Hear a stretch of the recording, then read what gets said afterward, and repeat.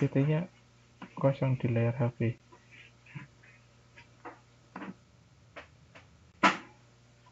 Mungkin coba di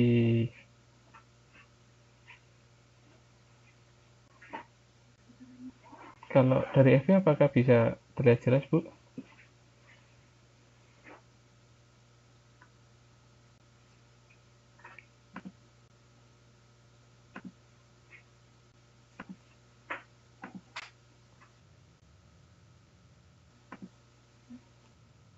Sebentar, saya dulu terkait tugas.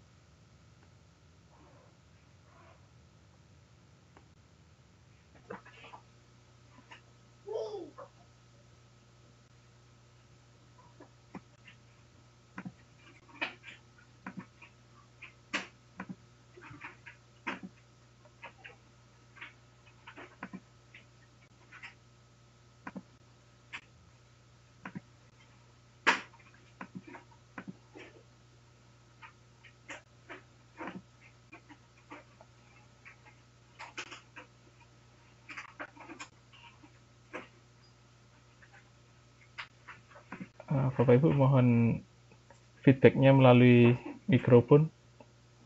Apakah layar contoh tugas manajemen kualitas yang tugas 2 bisa diakses Bapak Ibu? Mungkin bisa berikan feedback saya sehingga saya tahu.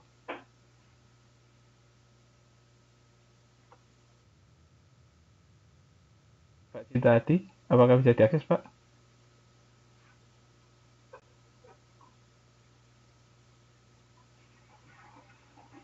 Langsung pakai mic saja, Pak, jangan diketik. Atau Bapak Ibu yang bisa langsung pakai mic dan mic-nya jangan di-mute.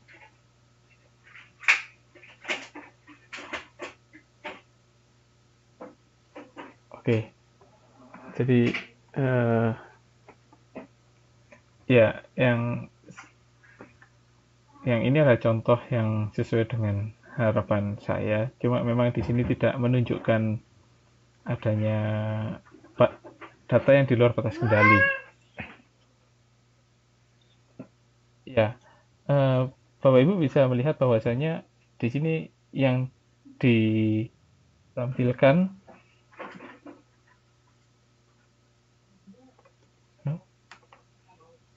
Apakah suara saya bisa diakses, didengar? Halo?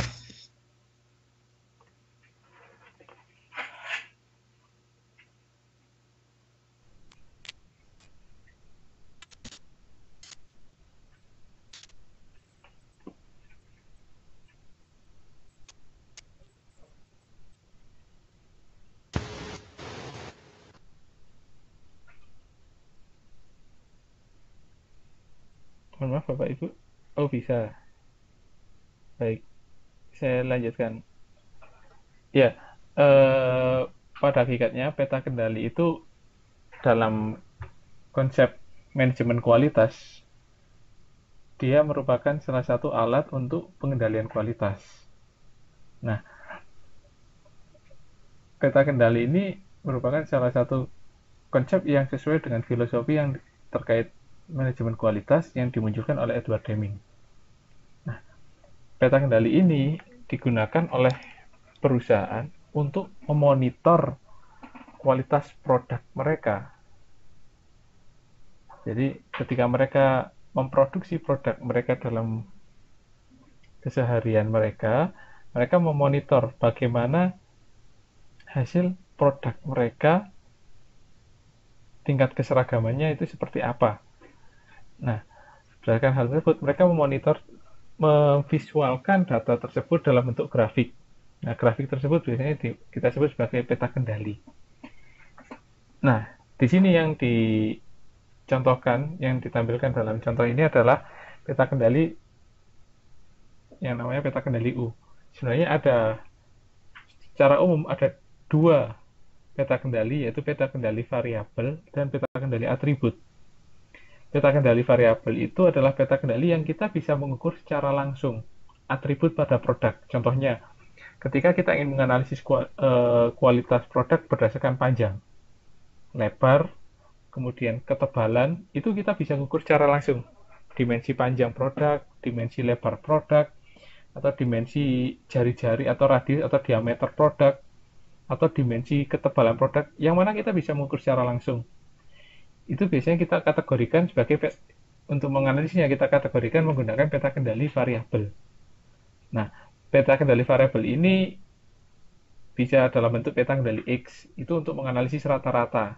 Jadi data misalnya sebagai contoh, data panjang produk, dimensi panjang, kita ukur panjangnya, kita mengambil sampel, contohnya dalam satu kali observasi terdapat 10 kali sampel, maka kalau kita menganalisis peta kendali X atau peta kendali rata-rata, kita ukur 10 macam sampling, terus kita rata-rata panjangnya. Nah, dari panjang itu kita buat suatu peta kendali untuk menganalisis keseragaman produknya. Peta kendali yang kedua adalah range atau peta kendali jarak. Nah, peta kendali jarak ini diukur dalam setiap observasi. Misal tadi ketika dalam setiap observasi itu ada 10 sampel, kita ukur jarak nilai terendah hingga nilai tertinggi dalam satu observasi tersebut. Misalnya dalam 10 kali pengambilan sampel tadi, nilai terendah panjangnya adalah 8 cm, nilai tertinggi panjangnya adalah 15 cm. Maka kita range itu ngerisnya adalah dari 10 data ternyata nilai minimum tadi 8, nilai maksimumnya adalah 15, kita kurangi 15 dengan 8. Maka dari itu akan ketemu nilai 7. Range-nya dalam observasi pertama itu 7. Itu diukur sampai beberapa observasi yang terjadi. Nah, setelah itu kita ukur rata-rata, kita akan hitung peta kendalinya sama. Bapak Ibu akan mudah mencarinya di internet. Itu adalah dua contoh dari peta kendali variabel, yang mana peta kendalinya bisa kita ukur secara langsung. Yang kedua adalah peta kendali yang bersifat atribut. Peta kendali yang bersifat atribut ini itu adalah peta kendali yang digunakan untuk menganalisis produk yang tidak bisa kita ukur secara langsung. Ada yang tahu Bapak Ibu contohnya?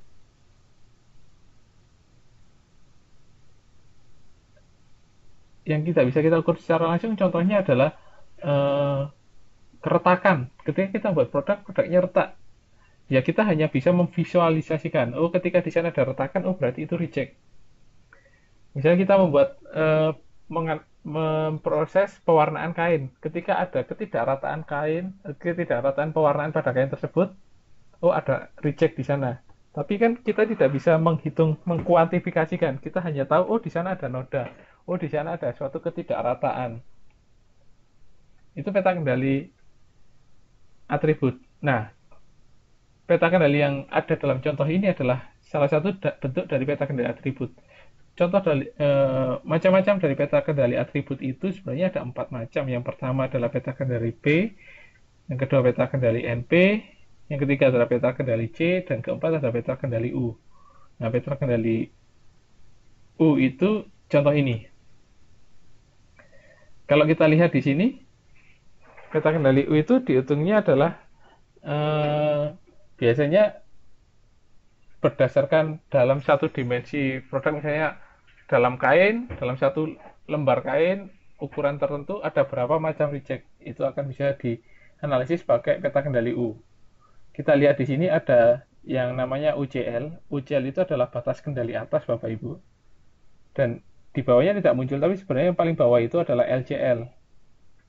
Lower Control Limit atau batas kendali bawah. Nah, yang digambarkan ini adalah penyebaran datanya. Nah, ini yang kita analisis sebagai suatu titik keseragaman, data-data keseragaman dari produk yang kita hasilkan. Semakin dia mendekati garis tengah itu, artinya apa? Itu adalah CL, Centerline. Jadi, semakin data produk ini semakin mendekati, produk itu semakin seragam, maka hasil produk kita semakin baik. Ketika semakin menyebar, variasinya semakin lebar, mendekati atau bahkan menyentuh garis, atau bahkan melebihi garis, maka produk kita bisa dikatakan lebih tidak seragam ketika berada di luar batas kendali. Ketika bahkan sampai produk ini, data produk ini di luar batas kendali, maka beberapa kita menganalisisnya merupakan data dari produk yang dipengaruhi oleh suatu penyebab khusus. ketika data ini menyebar di dalam batas kendali itu dipengaruhi oleh penyebab umum. Tapi ketika dia berada di luar batas kendali itu dipengaruhi oleh penyebab khusus. Nah, ketika di luar dipengaruhi oleh penyebab khusus, kita harus mengetahui apa penyebabnya sehingga ketika di masa depan pada proses-proses yang akan datang terjadi itu kita bisa meminimalisir sehingga dampaknya tidak akan seperti yang terjadi pada periode saat ini. Ya, eh, seperti yang saya sampaikan tadi bahwasanya ketika di luar itu datanya outlier atau dipengaruhi oleh penyebab khusus, tapi ketika di dalam batas kendali itu dipengaruhi oleh penyebab umum. Itu analisisnya. Kemudian ya saya rasa dengan yang ada di contoh ini menurut saya sudah cukup ketika bisa menunjukkan peta kendali terus fungsinya apa. Harapannya nanti ketika Bapak Ibu berada dalam misalnya dihadapkan pada produksi produk atau jasa bisa memonitor dengan menggunakan peta kendali diaplikasikan dalam pekerjaan sehari-hari. Kemudian soal nomor 2 saya memberikan tugas terkait mencari tokoh atau pemimpin yang memiliki karakteristik transformasional, bukan transaksional. Nah, kita lihat di sini yang dicontohkan adalah Ir Soekarno. Ya, memang banyak tokoh-tokoh transformasional di sana. Saya rasa dari masing-masing tokoh transformasional tersebut memiliki karakteristik masing-masing. Bisa yang tegas, lugas, ada yang karismatik, terus ada yang kerakyatan dan lain sebagainya. Saya rasa dari tugas yang disampaikan ini sudah tepat kalau menurut hemat saya. Jadi dari contoh ini, apakah ada yang tanyakan?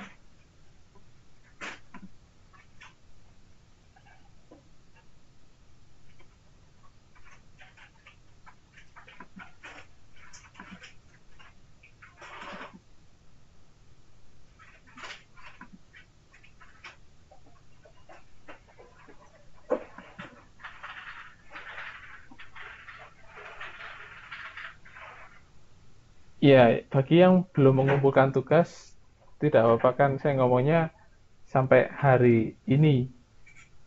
Jadi saya tunggu sampai nanti malam. 2359 pun tidak masalah. Tetapi ketika Bapak Ibu ada kendala, ada kebingungan, sampaikan saja tidak ada masalah. Atau mau dikumpulkan besok atau lusa, tidak apa-apa, yang penting disampaikan terlebih dahulu. Iya, tidak apa-apa, besok aja. Atau lusa, eh, saya harap Bapak Ibu segera mengumpulkan. Tidak masalah. Kalau ada kendala, silakan ditanyakan lagi. Atau kebingungan, silakan ditanyakan lagi. Atau saya tidak memaksa ketika mau diperbaiki, ya silahkan. Kalau mau yang dikumpulkan file itu saja juga tidak ada masalah. Ada yang tanyakan?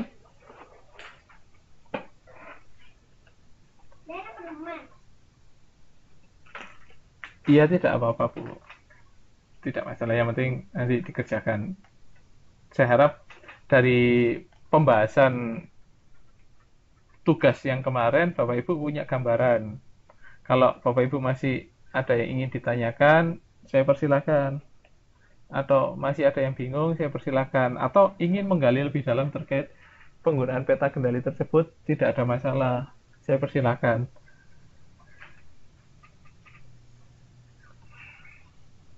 Ya, silakan ketika ada yang ditanyakan, saya buka.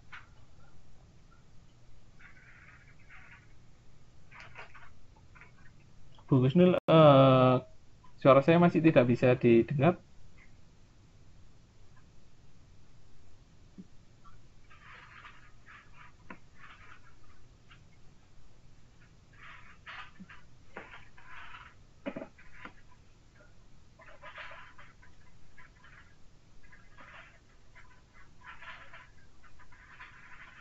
Pak Robi, bagaimana? Ada kendala dalam pengerjaan tugasnya?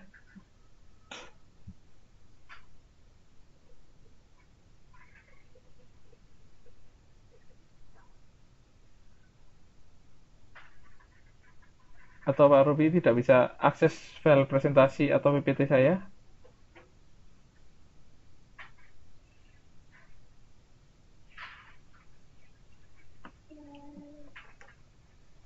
Halo, Ya, ya. ini baru masuk Pak, soalnya baru pulang. Oh iya, sambil istirahat Pak. Iya, Nggak apa-apa. soalnya sekarang pulangnya malam terus ini, kekurangan karyawan jadi agak malam kalau pulang. Oh, efek ini, efek COVID-19 ini. Ya soalnya ada yang nggak berangkat sih, terus dilimpahkan sama saya kerjaannya. Ya, jadinya saya malam terus kalau pulang. Wah, alhamdulillah dapat rezeki nih Pak. Ya alhamdulillah. Iya, nggak apa-apa. Bapak Ibu kalau ada terkendala waktu untuk mengumpulkan tugas, tidak ada masalah. Yang penting Bapak Ibu sampaikan ke saya. Bahwa kan kalau kuliah gini terlambat atau izin tidak ikut tutorial karena ada kerjaan, saya tidak ada masalah. Yang penting kan file presentasinya ini nanti juga saya upload di YouTube sesuai dengan yang ada di eh, akunnya UT Taiwan di YouTube. Saya rasa Bapak Ibu tetap bisa mengakses. Yang penting Bapak Ibu izin, nanti akan saya catat. Kemudian ya, eh, Bu Waidah, gimana tugas yang kemarin belum dikumpulkan ya Bu?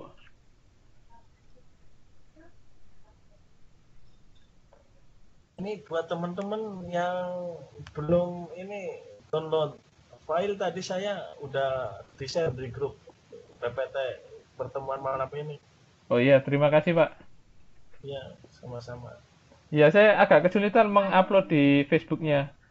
Saya upload Jadi dari tadi itu nggak muncul kalimat apa tombolnya itu tidak aktif untuk yang share itu. Jadi sudah saya share Pak. iya, terima kasih.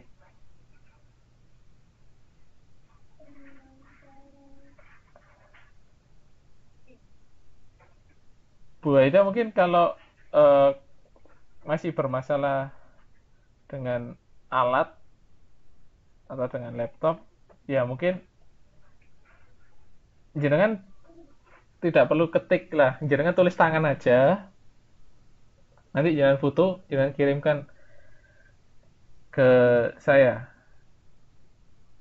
via Facebook bisa atau email juga bisa. Jadi tidak perlu diketik kalau masih terkendala dengan alat atau laptop yang masih kesulitan. Ya semoga bisa membantu karena eh,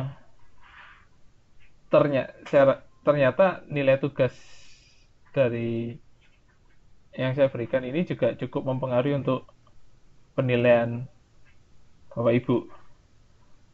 Ya saya harap pemberian tugas ini bisa membantu untuk bisa memberikan nilai Bapak Ibu nilai yang bagus. Ada yang tanyakan lagi Bapak Ibu? Silakan.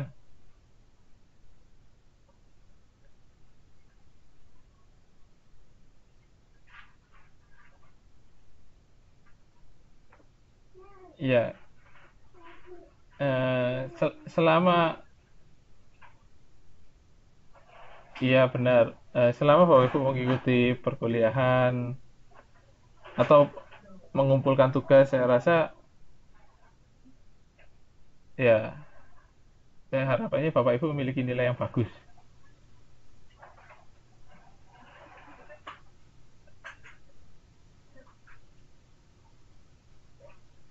Maka dari itu ketika ada tugas sebisa mungkin Bapak Ibu bisa menyampaikan kepada saya ketika ada kendala. Ya, ketika ada kendala Bapak Ibu tolong disampaikan sehingga saya mengetahui kendala Bapak Ibu seperti apa. Mungkin ketika ada keterbatasan yang terjadi pada Bapak Ibu, kita bisa cari solusi yang terbaik yang memudahkan Bapak Ibu untuk mengerjakan tugas itu. Ya contoh misal Bapak Ibu ada kendala pada laptop, ya sudah Bapak Ibu nggak perlu ngetik, yang penting Bapak Ibu tulis di kertas, Bapak Ibu foto, saya rasa handphonenya bisa kan digunakan untuk foto, hasil fotonya jenengan share ke saya. Saya rasa itu lebih mudah daripada harus ketika ada terkendala laptop. Ya saya berharap semua semua anggota kelas dapat A. Tapi saya juga harus punya alasan untuk memberikan nilai A itu seperti apa. Ya tidak apa-apa. Alasannya ya dari evaluasi selama melakukan proses perkuliahan itu, Bapak Ibu. Ketika dalam proses itu dievaluasi layak dapat nilai A, ya akan kita berikan nilai A. Ketika tidak layak, ya maka akan kita berikan sesuatu yang sesuai. Ada yang tanyakan, Bapak Ibu, terkait tugasnya? Saya beri kesempatan lagi. Ya, kalau tidak ada, saya akan masuk materi.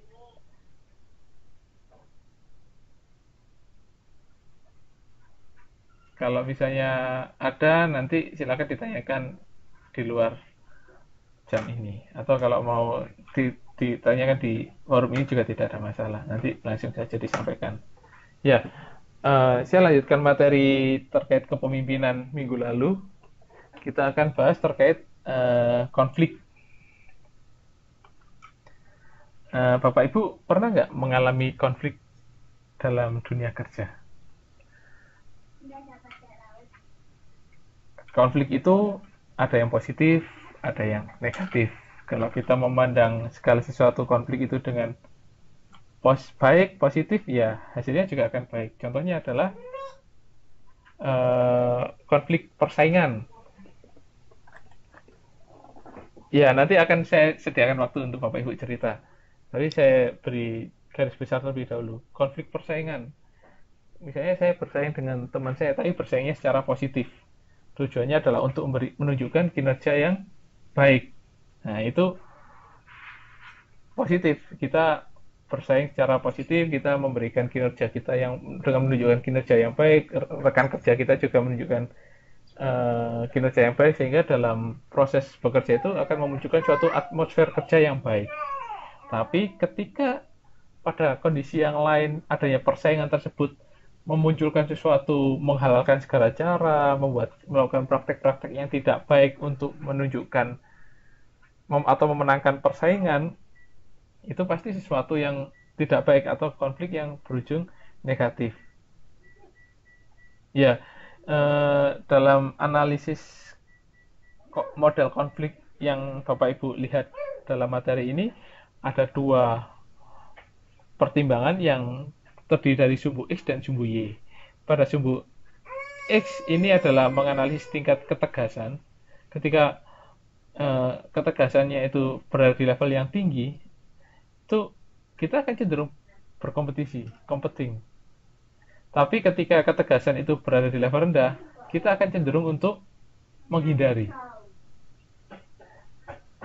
Yang kedua adalah tingkat kerjasama. Ketika kerjasama itu tinggi, kita akan berkolaborasi. Tapi kalau kerjasama itu berada di tingkat yang rendah,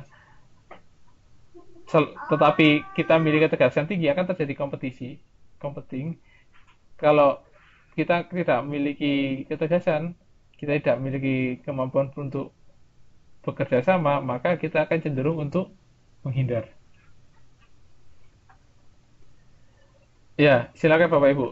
Konflik yang seperti apa yang pernah Bapak Ibu lakukan atau yang Bapak Ibu rasakan?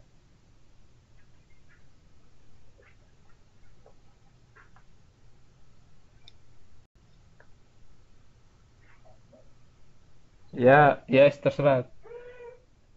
Eh, Terserah siapa saja yang mau sampaikan, silakan disampaikan. Iya, dari absen yang paling atas. Siapa yang paling atas? Kalau di tempat saya Pak Cinta. Silakan Pak.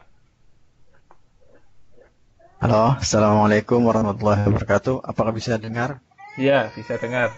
Oh, oke, baik. Berarti ini ya berarti curhat nih. Tidak apa-apa Pak. Ya. Jadi konflik yang saya alami kan begini. Jadi kan di perusahaan saya ini masalah sama orang Indonesia lah ya kita itu katakan. Jadi ada salah satu teman saya, dia udah senior di sini, tapi dia itu memiliki kelemahan dari segi bahasa. Jadi dia bahasa Taiwannya itu kurang. Nah, jadi ketika ada apa-apa yang Lopan itu kan ngomongnya ke saya. Nah, misalnya ada perintah kerja apa-apa. Nah, ketika saya sama Lopan itu kan suruh menyampaikan informasi ke seluruh karyawan orang Indonesia. Nah, ketika saya sampaikan ke senior, dia itu nggak terima. Istilahnya kan dia itu merasa senior. Emang secara itu, tapi kan bos itu kan mau menyampaikan informasi ke dia itu kan kadang-kadang nggak nyambung. Nah, jadi di situ mulai ada konflik. Jadi kan lama-lama saya jadi agak tersinggung juga kan. Ya nggak enak lah gitu. Emang secara kerjaan dia senior, tapi kan walaupun senior juga dari segi pekerjaan ya sama lah istilahnya, karena kan saya juga sebelum di sini kan udah pernah kerja di pabrik lain. Jadi skill yang dipakai sini mungkin ya hampir sama lah. Jadi kalau saya lebih cenderung ke istilahnya menghindar. Karena kan di sini saya kan ada batasnya kontrak. Jadi kan pemikiran saya kita sama-sama orang Indonesia. Kalau toh di sini kita juga ada batasnya. Buat apa kita ngotot-ngototan? Kecuali kita orang Taiwan di sini istilahnya jangka panjang.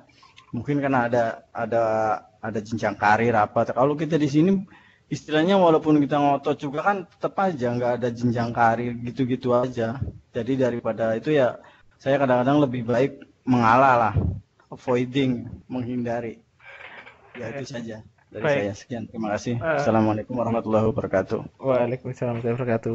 Iya, dari contoh Pak Adi lebih memilih menghindar karena ya tidak ada yang salah dari strategi karena masing-masing individu memiliki suatu pertimbangan masing-masing kenapa memilih strategi tersebut.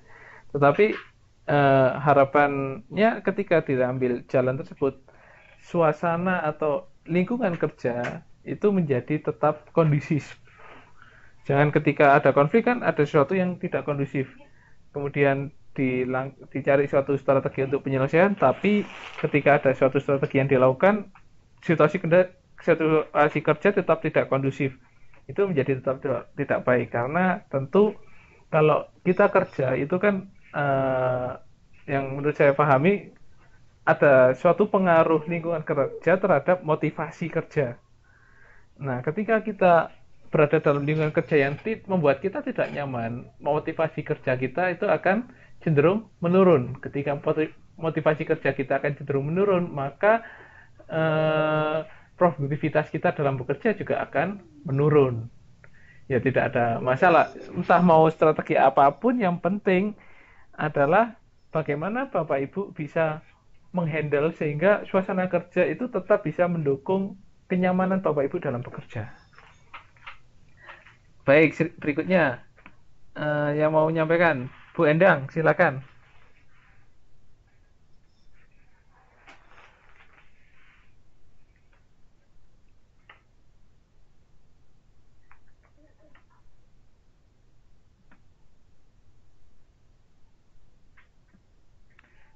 Tidak ada?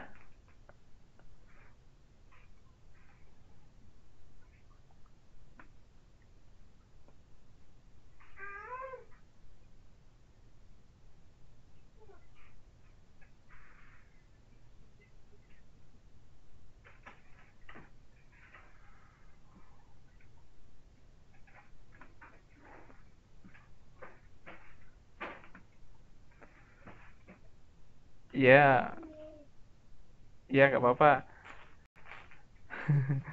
Ya, Bu Evi, monggo kalau mau ada yang sampaikan.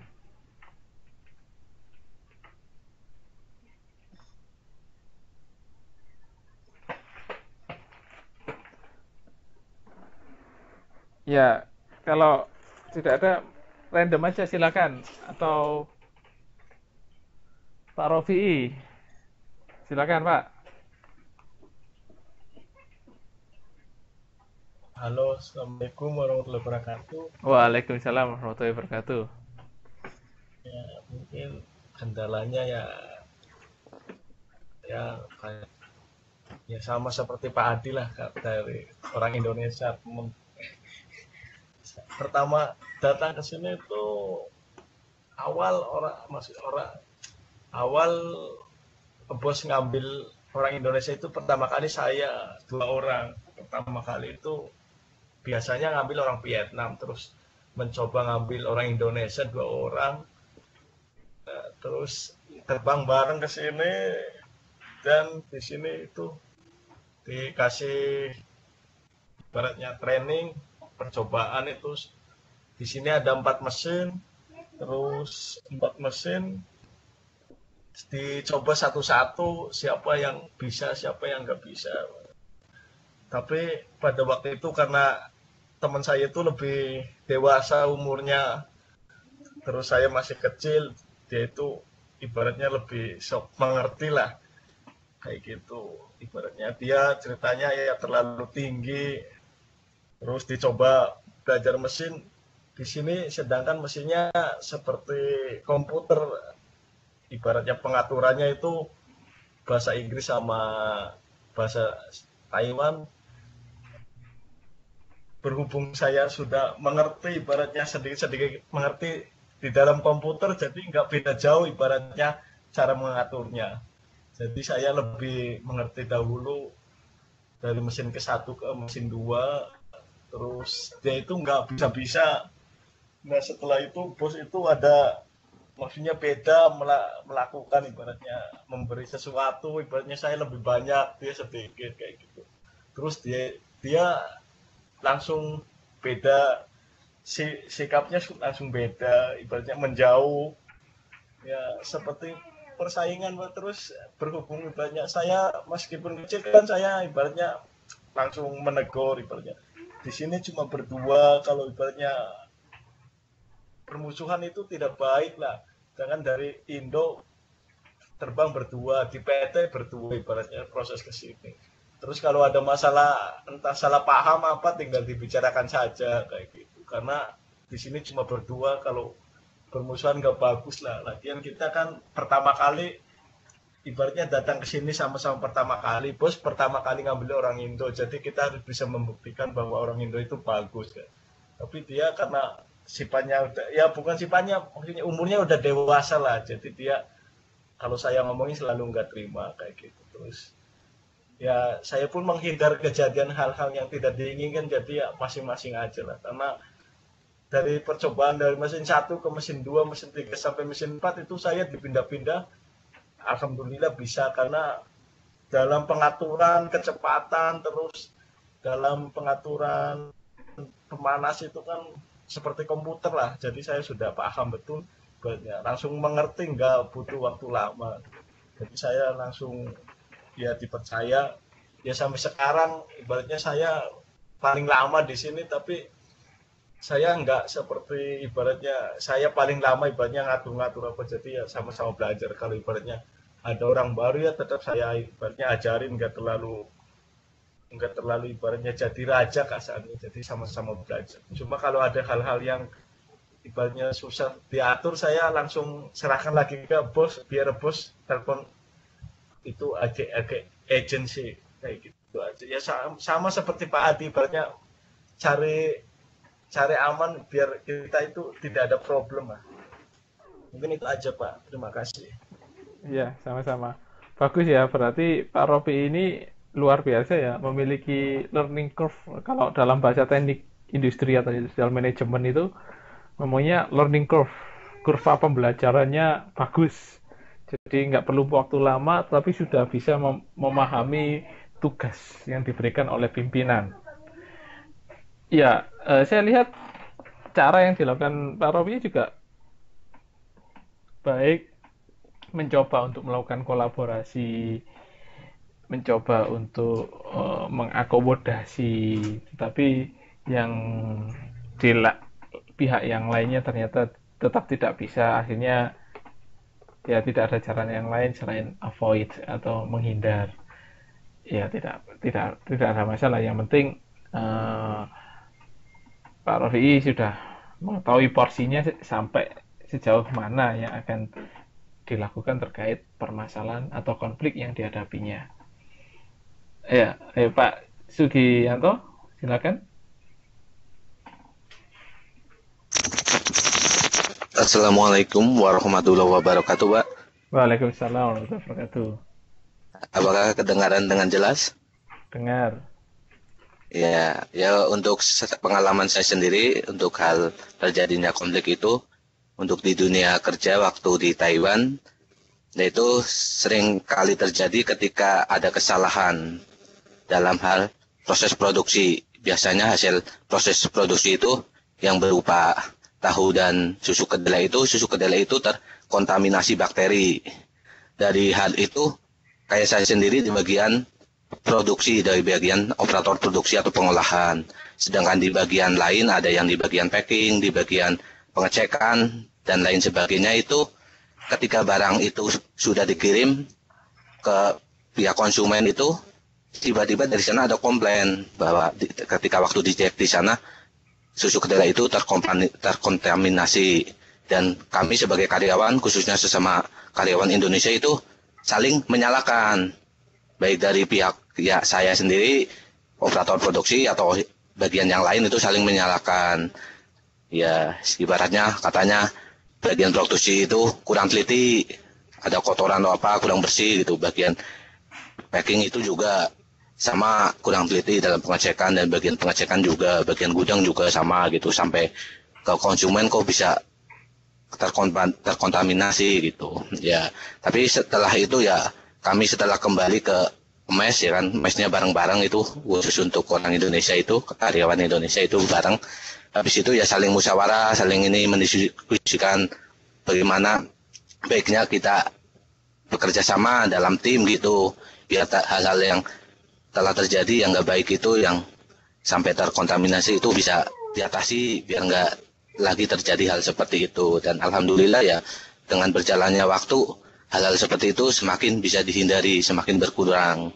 Dan alhamdulillah semakin kesini dari pihak bos atau majikan itu semakin percaya kepada karyawan Indonesia yang tadinya cuma 4 orang TKI, semakin kesini semakin bertambah. Ketika waktu saya pulang dari Taiwan itu totalnya sekitar 20 lah. Karena orang Taiwan itu sendiri sudah percaya bahwa karyawan Indonesia itu bisa diandalkan, yaitu bisa dipercaya. Ya, ya mungkin untuk hal itu ada juga di Indonesia. Saya itu kan kerja di nyambi di ojek online, itu di Grab.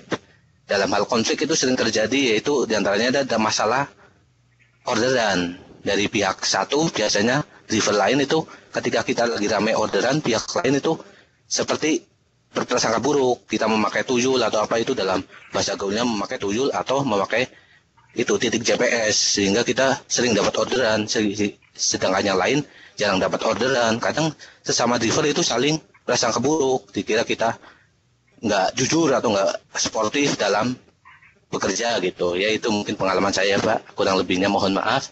Wassalamualaikum warahmatullahi wabarakatuh. Terima kasih, Pak. Waalaikumsalam warahmatullahi wabarakatuh. Ya, terima kasih. Ya, seperti yang pernah saya ceritakan bahwasanya yang terjadi di dalam produksi itu ya seperti itulah, dalam perusahaan lah. Itu hampir sama yang terjadi atau yang diceritakan oleh Pak Sugianto, bahwasanya ketika ada suatu permasalahan yang ada adalah saling menyalahkan, karena semua tidak ingin memiliki suatu nilai yang buruk di mata pimpinan, atau tidak ingin dipersalahkan karena harus bertanggung jawab terkait terjadinya suatu permasalahan. Ya, akhirnya saling menyalahkan A, B, C. Ya mungkin ilmu dari total quality management ini, Pak, atau manajemen kualitas ini nanti yang bisa ditularkan ke teman-temannya, bagaimana menghandle suatu permasalahan, bagaimana mencari permasalahan, bagaimana ketika ada permasalahan mencari solusi untuk menyelesaikan permasalahan tersebut secara bersama-sama. Bagaimana konsep kualitas ini ditanamkan pada seluruh anggota tim yang menjadi filosofi atau pegangan bersama. Kalau yang terkait Gojek tadi, saya rasa ya memang kalau masalah dapat frekuensi tingginya dapat pelanggan juga memang banyak faktor yang mempengaruhi. Kalau misalnya ngomong antar satu driver yang lain juga dipengaruhi oleh track record kita dalam melayani pelanggan. Bisa dari bintang rating yang diberikan oleh pelanggan, bisa jadi seberapa sering kita menolak. Kalau kita lebih sering menolak pekerjaan ya kita akan semakin jarang. Atau ketika kita statusnya dari band sudah kena band ya mungkin akan lebih susah lagi untuk mengawalinya. Itu sih pemahaman saya terkait bagaimana sering bisa mendapatkan pelanggan dalam ojek online itu. Tapi memang ya adanya konflik atau kecemburuan atau rasa iri itu wajar. Tapi mungkin Pak Sugianto atau Bapak Ibu yang lainnya ketika ada suatu konflik, langkah pertama adalah mencoba untuk mengkolaborasi, dikolaborasikan. Bagaimana ini enaknya gimana kita cari win-win solution. Anda untung, saya juga untung. Ketika jadi kolaborasi tidak bisa dilakukan, mencoba cara yang berikutnya. Kita mencoba mengakomodasi. Selama kita tidak dirugikan, tetapi kita tetap mengakomodasi apa yang dimaui oleh pihak yang lain. Ketika itu tetap tidak bisa diterima, kita coba menghindar. Bagaimana kita menghindari supaya konflik itu tidak menjadi semakin parah. Kalau itu tetap tidak bisa, ya sudah kita selesaikan bagaimana dengan cara kompeting. Ya sudah maunya seperti apa. Karena sudah berbagai macam cara yang kita lakukan. Karena kenyamanan dalam bekerja itu penting. Kalau Bapak Ibu tidak nyaman, saya rasa juga tidak akan bisa produktif. Karena salah satu pengaruh untuk kita bisa produktif dalam bekerja adalah motivasi. Yang mana motivasi itu salah satu yang mempengaruhi adalah kenyamanan dalam lingkungan kerja. Kalau sudah tidak nyaman ya mau cari apa sebenarnya. Ya memang kita lihat juga orang-orang yang pihak yang lain itu seperti apa. Ya mungkin kalau bahasa kerennya orangnya kolot apa enggak.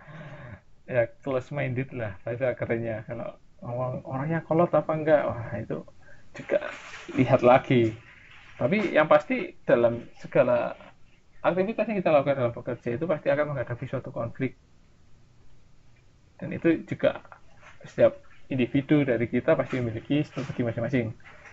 Tidak ada yang salah karena sudah memiliki pertimbangan masing-masing untuk melakukan suatu strategi tersebut. Ya, saya rasa dari 3 contoh itu cukup untuk menggambarkan bagaimana kita memandang suatu konflik. Harapannya adalah dengan adanya konflik itu kita bisa mendapatkan suatu energi yang positif untuk bisa menjadi lebih produktif. Karena adanya persaingan, adanya kompetisi yang terjadi pada Pak Cinta Adi, kompetisi yang terjadi pada Pak Robi atau kompetisi dari Pak Sugianto. Kalau misalnya Pak Cinta Adi tadi, kompetisinya itu terkait bahasa, ya sudah. Bagaimana kalau kita bersaing, ya kita belajar bahasa bersama-sama. Ya ketika ada kompetisi ya kalau misalnya ada yang kalah ya namanya juga kompetisi. Ya wajar saya menang ada yang kalah, tetapi kan kita bisa sama-sama ada sesuatu value atau suatu nilai yang kita dapatkan. Setidaknya kita mendapatkan suatu pemahaman atau budaya bahasa. Kemudian kita juga mengerti bagaimana harus berproses di dalam konflik tersebut. Kalau Pak Rofi terkait skill, ya harusnya dengan adanya kompetisi itu di pihak yang lain juga merasa termotivasi untuk belajar atau mengeluarkan energi untuk belajar lebih baik lagi untuk mengejar ketertinggalan. Ya banyak kasus ketika kita dalam proses pembelajaran itu banyak kasus, contohnya adalah misalnya saya merasa tidak mampu, ya saya akan menambah jam kerja khusus untuk meningkatkan skill saya, meningkatkan kemampuan saya. Nggak ada cara yang lain untuk bisa meningkatkan kemampuan saya selain saya belajar. Kita nggak mau belajar tapi maunya skillnya meningkat itu tidak mungkin. Ya harapannya dengan adanya kompetisi itu bukan energi-energi yang negatif dari diri kita itu yang muncul, tapi harapannya energi positif Sehingga energi positif itu bisa mendorong pola pikir kita juga menjadi positif. Ketika pola pikir menjadi positif, tindakan yang kita lakukan adalah tindakan-tindakan yang bersifat positif. Ya, ada yang tanyakan Bapak Ibu?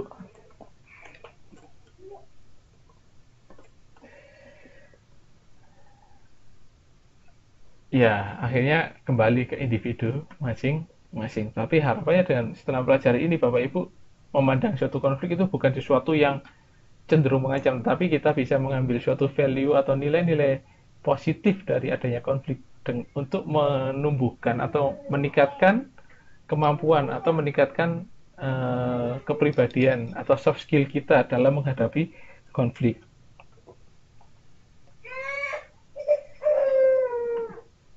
Ya, ini penjelasannya. Ya, kita lanjutkan ke modul 6 Bapak Ibu, yaitu quality assurance atau penjaminan mutu.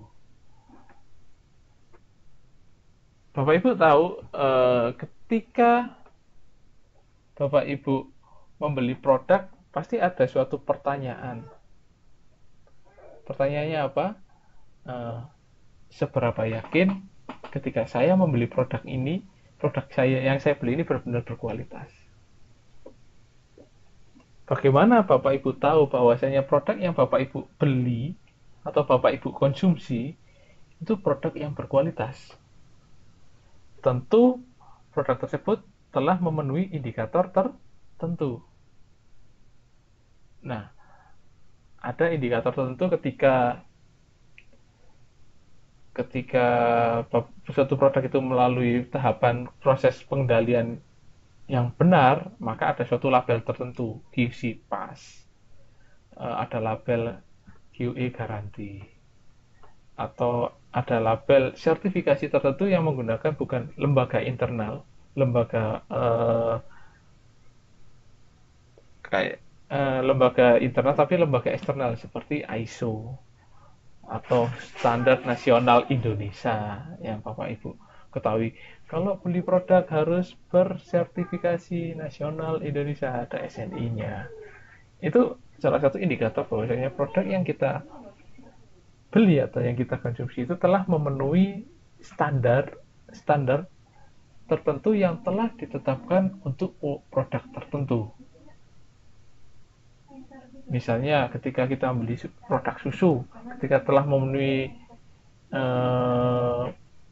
SNI, berarti kandungan bakterinya, bakteri yang buruk itu minimal ada berapa persennya, ada berapa jumlahnya, itu ada suatu standarnya. Dan lain sebagainya. Pasti ada suatu indikator yang Bapak Ibu jadikan acuan untuk mengkonsumsi atau membeli suatu produk. Yang mana indikator tersebut ya ada label halal, ada izin dari BPOM yang menunjukkan bahwasanya produk tersebut telah memenuhi kriteria-kriteria tertentu untuk menjamin bahwasanya produk itu berkualitas. Kalau tidak ada label tersebut, baik secara internal organisasi atau internal perusahaan atau eksternal perusahaan, maka itu bisa menurunkan tingkat kepercayaan dari pelanggan terhadap suatu produk. Saya mau beli produk, tapi kok nggak ada label BPOM-nya ya, jangan-jangan ini mengandung merkuri. Itu yang terjadi ketika ada produk-produk yang biasanya dibeli oleh ibu-ibu ini. Mengandung merkuri itu berarti ada pada produk-produk kosmetik atau kecantikan. Kalau kita yang muslim di Taiwan ini agak susah mencari makanan-makanan yang halal. Ya, kita harus mencari warung-warung yang ada sertifikasi atau label halal. Contoh yang paling sederhana adalah Chicken Master. Itu kita pasti membeli di sana karena sudah pasti ada label halal. Kecuali kalau kita bisa bahasa Mandarin, kita akan tanya langsung kepada penjualnya. Ini ada kandungan babinya enggak? Atau kita tanya pada teman. Tujuannya adalah untuk memastikan bahwasanya produk yang kita beli itu telah memenuhi standar kualitas yang kita inginkan. Saya nggak tahu Bapak Ibu familiar nggak dengan Chicken Master itu di Taiwan sini. Kalau kami di sini termasuk preferensi untuk membeli makanan di sana karena ada satu label atau sertifikasi halal pada warungnya.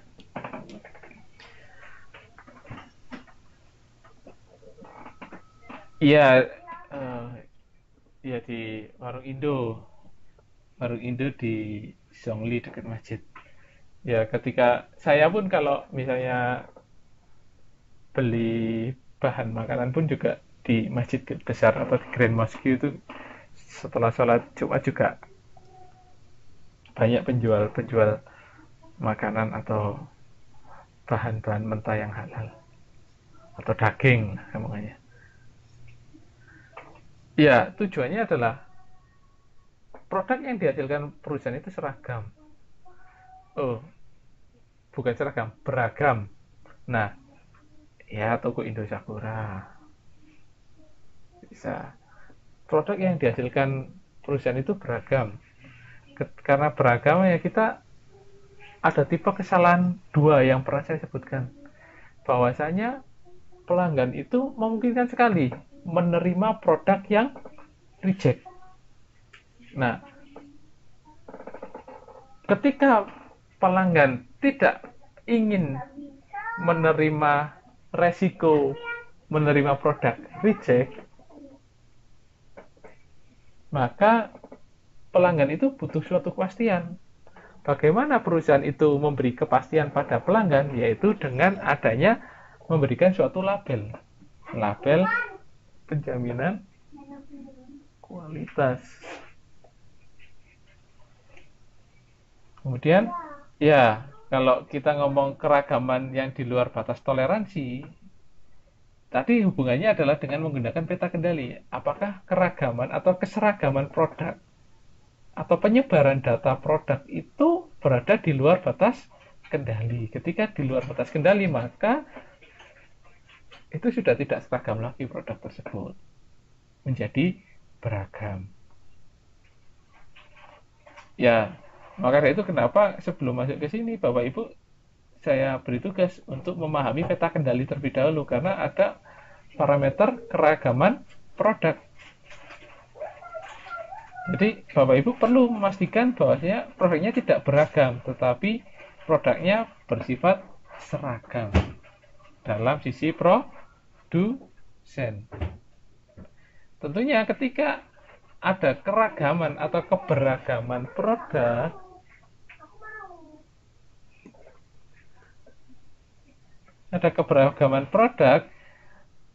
akan menghambat perluasan pasar dari produk tersebut karena ya kualitas dari produk bersifat tidak konsisten.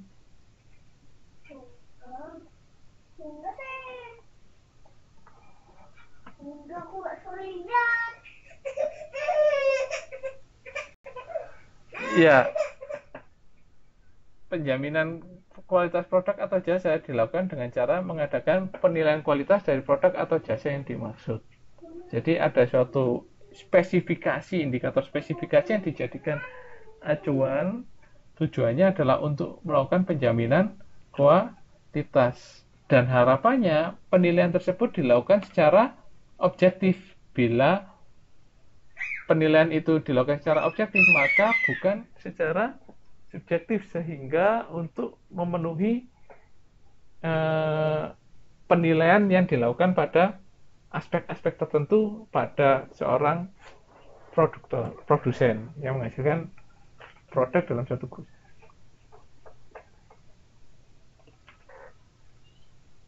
Ada tanya kan Bapak Ibu?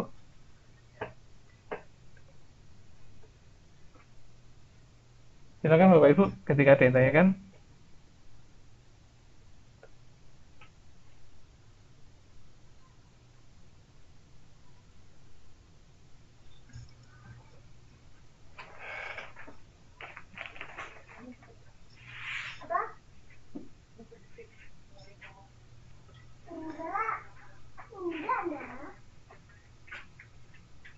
Ya, eh, pengendalian kualitas dan penjaminan kualitas itu harusnya tidak dilakukan pada akhir proses produksi.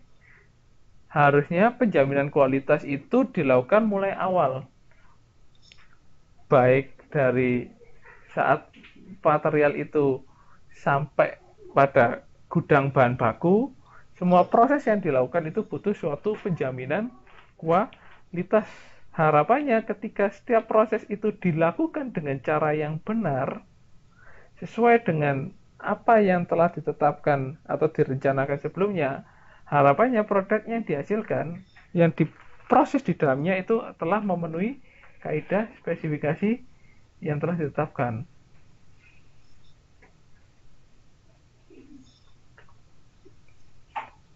Hal ini akan baik untuk menghindari terjadinya suatu permasalahan ketika kita menganalisis atau menjamin kualitas itu pada akhir proses.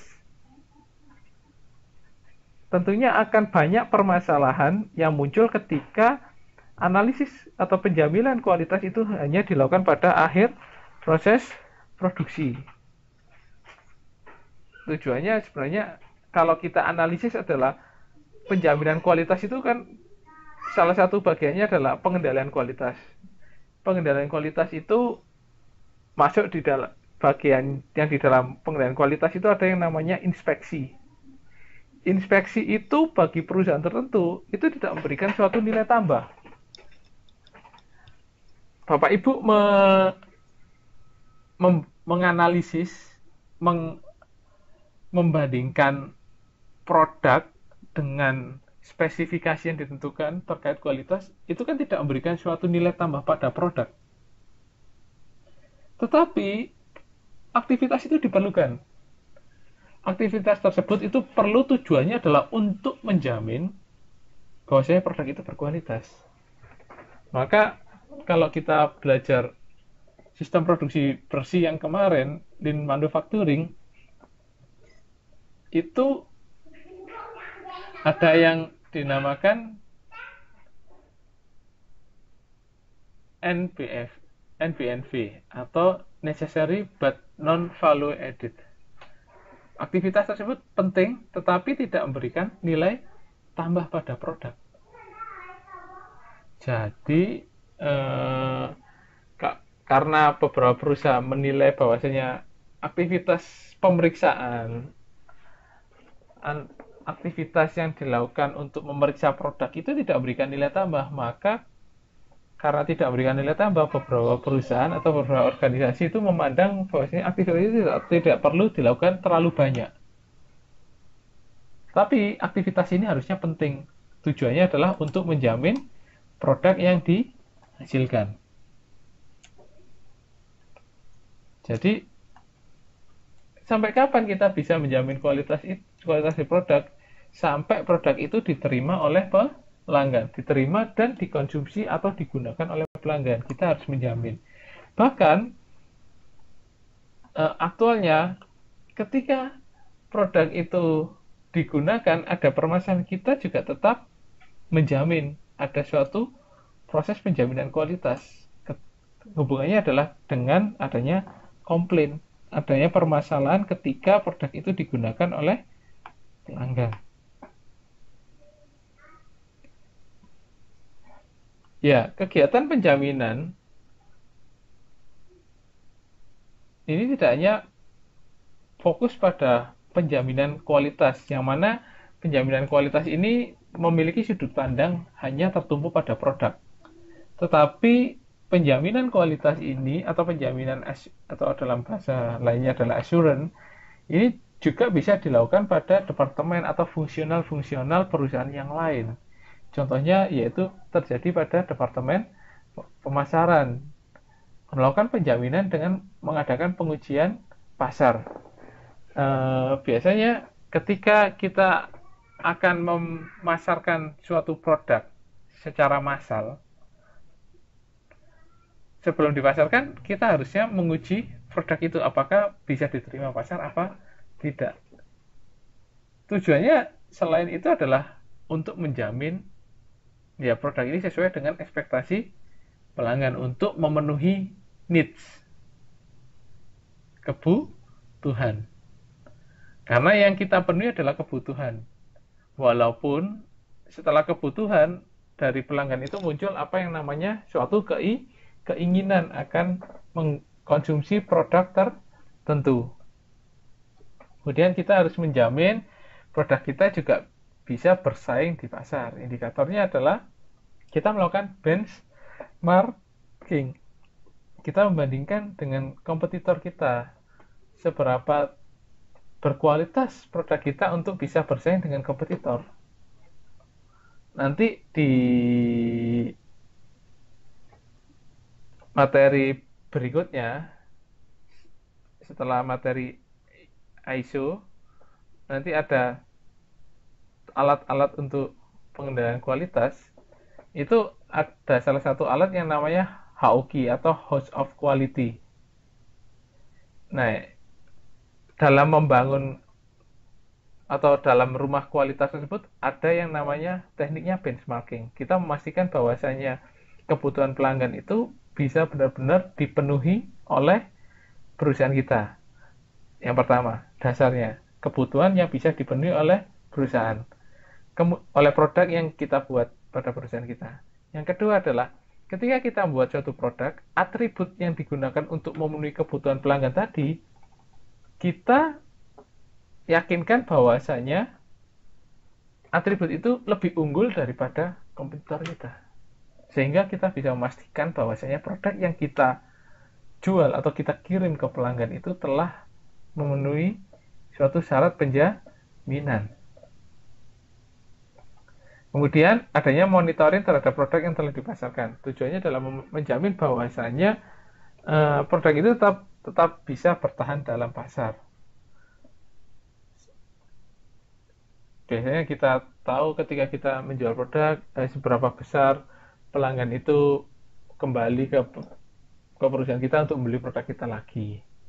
Seberapa besar pelanggan itu memberikan informasi kepada rekannya, keinginannya untuk memberikan informasi kepada rekannya terkait produk kita. Biasanya kan ada suatu feedback di sana dari kuesioner yang diberikan oleh perusahaan. Bapak Ibu tentu pernah mengalami hal ini. Kemudian pengendalian terhadap penggunaan produk dan lain sebagainya. Ya, ada pengujian produk. Jadi biasanya kalau dalam perusahaan di bidang riset and development, pengujian dalam bentuk prototipe. Jadi ketika produk masih berbentuk prototipe, dilakukan pengujian. Ya, dalam aspek definisi, ketika departemen melakukan suatu kegiatan penjaminan dengan adanya peninjauan, kalau di sini contohnya adalah departemen pengembangan produk, akan melakukan peninjauan terhadap desain produk, menganalisis kelayakan produk, keamanan produk, analisis terhadap faktor-faktor manusia yang menggunakan produk tersebut, maka beberapa proses yang bisa dilakukan dalam penjaminan tersebut adalah terkait kemampuan dari proses yang digunakan oleh perusahaan dalam rangka menciptakan produk tersebut. Yang kedua adalah bagaimana potensi terjadinya kegagalan dari produk tersebut. Potensi terjadinya kegagalan ini berhubungan dengan adanya bagaimana produk itu tidak bisa memenuhi fungsi atau bekerja sesuai fungsi yang ada pada produk tersebut. Berarti ada kegagalan. Fungsinya produk itu apa sih sebenarnya? Oh, kalau misalnya gula itu fungsinya adalah memberikan rasa manis. Tapi ketika kita menambahkan gula tidak memberikan rasa manis, maka ada kegagalan dari fungsi gula tadi. Yang mana fungsinya tadi adalah untuk memberikan rasa manis, ternyata tidak memberikan rasa manis. Itu gagal. Contoh produk kita, handphone, tujuannya untuk komunikasi. Ternyata handphone tidak bisa dipakai untuk komunikasi, maka produk kita gagal. Ada failure di sana. Kemudian ada aliran proses, peninjauan terhadap perencanaan manufaktur, dan lain sebagainya.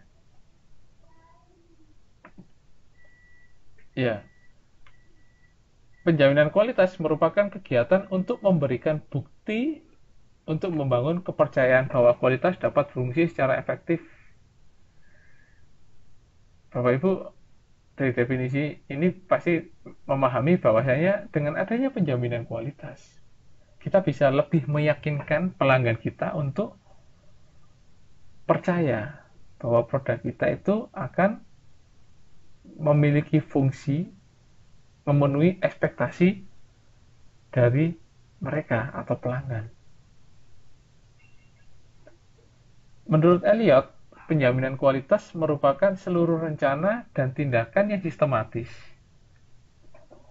Berarti ketika kita ngomong sistematis, tindakan itu bukan bersifat sporadis atau random, acak, tapi terencana, sistematis, dan penting dalam menggunakan kepercayaan yang diberikan untuk memenuhi kebutuhan kualitas tertentu yang merupakan refleksi dari kebutuhan pelanggan. Jadi kembali lagi bahwasanya semua yang dilakukan baik pada pengendalian kualitas, pada penjaminan kualitas ini adalah untuk memenuhi kebutuhan kualitas atau kebutuhan pelanggan. Dan proses penjaminan kualitas ini dilakukan suatu evaluasi yang tidak hanya satu aktivitas selesai, tapi aktivitas ini dilakukan secara terus-menerus dengan dilakukan pengukuran kinerja perusahaan. Berarti ada suatu evaluasi yang dilakukan terkait suatu proses penjaminan kualitas yang mana produk itu harus memenuhi kebutuhan pelanggan.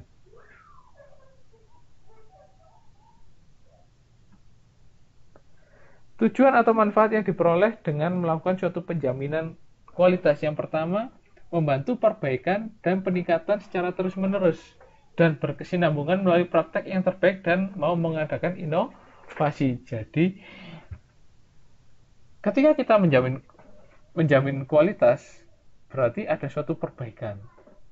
Perbaikan itu tidak hanya perbaikan yang bersifat insidental, tapi perbaikan itu dilakukan secara terus-menerus dan berkelanjutan atau berkesinambungan, tidak terputus-putus. Tujuannya adalah ketika kita melakukan suatu perbaikan, ada suatu proses evaluasi. Ketika kita melakukan evaluasi dari perbaikan yang kita lakukan, kita bisa akan mengetahui sejauh mana praktek perbaikan yang kita lakukan, sehingga kita bisa mengetahui mana praktek yang terbaik dari perbaikan yang kita lakukan. Setelah mengetahui, tentu kita akan mengaplikasikan. Di sana ada suatu proses inovasi. Ketika kita memiliki penjaminan dalam produk kita, akan membantu kita untuk mendapatkan suatu fasilitas atau pinjaman terkait modal untuk mengembangkan bisnis kita. Karena apa? Produk kita akan memiliki suatu sertifikasi, yang mana sertifikasi itu atau label penjaminan kualitas itu menjamin bahwasanya produk kita itu bisa diterima oleh pelanggan. Indikatornya apa? Produk kita telah memenuhi standar kualitas tertentu. Kemudian menyediakan informasi pada masyarakat sesuai sasaran dan waktu secara konsisten dan bila mungkin membandingkan standar yang telah dicapai dengan standar pesaing. Jadi di sini yang ditekankan adalah dilakukan suatu benchmark. Pertanyaan saya Bapak Ibu, ketika Bapak Ibu tahu kualitas produk, contohnya HP dari perusahaan A ternyata tidak lebih baik dari perusahaan B, apa yang terjadi? Tentu Bapak Ibu memilih untuk merubah preferensi pembelian produknya dari perusahaan A ke perusahaan B. Itu sudah pasti. Karena ekspektasi kita itu bukan ekspektasi yang bersifat statis, tapi ekspektasi yang bersifat dinamis. Ketika ada produk substitusi yang bisa memenuhi ekspektasi kita, yang terjadi adalah kita akan pindah. kalau saya rasa misalnya dari sudut pandang ibu-ibu yang terjadi adalah kalau kita belanja produk, ekspektasi kita apa parameter kita? Harga. Harga yang value for money, bukan yang murah. Saya tidak menyampaikan sesuatu harga yang murah, tapi value for money. Artinya apa? Produk itu lebih murah, itu lebih berkualitas. Selama fungsionalnya sama. Ibu-ibu kan suka sekali produk yang memiliki label diskon. Artinya apa? Value for money. Ada indikator dengan pengorbanan yang semakin sedikit saya lakukan, tetapi kita mendapatkan suatu manfaat yang lebih banyak atau sama. Nah, itu tujuannya adalah kalau kita membeli produk itu di sana ada tulisannya harga termurah di pasaran. Pernah nggak Bapak Ibu menjumpai hal seperti itu? Kalau bimbingan belajar memilih, Bapak Ibu dihadapkan oleh berbagai lembaga bimbingan belajar. Yang Bapak Ibu lihat pertama apa dari bimbingan belajar tersebut? Salah satunya hasil bimbingan belajar itu seperti apa? Tujuannya adalah ketika ada hasil dari bimbingan belajar itu menjadi suatu indikator, oh iya memang proses yang dilakukan dalam lembaga bimbingan belajar itu baik. Ya, kelengkapan sarana. Kelengkapan sarana menunjang untuk suatu proses dilakukan dengan baik. Ya, kualifikasi yang sesuai. Ada bidang keahlian yang sesuai di sana. Yang sebenarnya adalah menjamin tidak akan adanya hal-hal yang tidak dikehendaki. Ya, hal-hal yang di luar ekspektasi pelanggan. Contohnya gini, barang yang berkualitas itu belum tentu barang yang bukan berkualitas sebenarnya. Saya salah untuk menyampaikan. Barang yang memiliki fitur atau karakteristik lebih banyak dari yang lain itu belum tentu sesuai dengan kehendak pelanggan. Contoh, saya jual nasi goreng atau saya jual makanan. Yang dikehendaki nasi goreng itu rasanya enak. Berarti rasa enak itu kan ada perpaduan rasa bumbu di sana. Nah, ternyata dalam suatu komunitas itu nasi goreng yang disukai itu adalah nasi goreng yang tidak pedas. Karena saya perusahaan, saya suka pedas, saya buat nasi goreng yang pedas. Pedas itu kan tidak dikehendaki, tapi menurut saya berkualitas karena ada rasa pedas di sana, ada cita rasa pedas. Tapi itu tidak dikehendaki oleh pelanggan, karena pelanggan di sini rata-rata tidak suka pedas. Ya kita mengejar kesempurnaan yang menurut sudut pandang kita itu baik, tapi belum tentu menurut pelanggan itu baik. Contohnya adalah cita rasa pedas tadi. Cita rasa pedas tidak dikehendaki dalam nasi goreng, tapi kita memaksakan cita rasa pedas berdasarkan persepsi kita. Cita rasa pedas itu adalah sesuatu yang kita kehendaki. Saya rasa kalau bagi kita orang-orang Indonesia untuk konsumsi masakan pedas itu tidak ada masalah. Tapi akan jadi masalah untuk kawan-kawan atau beberapa orang dari negara yang lain. Contohnya ketika di Taiwan sini, ketika saya berada di komunitas dengan teman-teman di negara lain, banyak yang tidak suka adanya rasa pedas. Ada yang tanya kan Bapak Ibu?